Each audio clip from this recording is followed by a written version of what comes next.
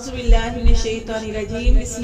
الرحمن الرحیم وانذر اور ڈر سنائے بھی الذین ساتھ اس کے ان لوگوں کو یخافون جو ڈرتے ہیں ان یحشروا کہ وہ اکٹھے کیے جائیں گے الی طرف ربہم اپنے رب کی لیسا نہیں ہوگا لہم ان کے لیے من دونہ اس اللہ کے علاوہ ولی کوئی بھی دوست ولا شفیع اور نہ ہی کوئی سفارشی لعلہم یتقون شاید کہ وہ ڈر جائیں۔ اللہ تعالیٰ کیا فرماتے ہیں یہاں پہ کہ اللہ تعالیٰ نبی صلی اللہ علیہ وسلم سے فرما رہے ہیں کہ آپ ڈر سنائیں ان لوگوں کو جو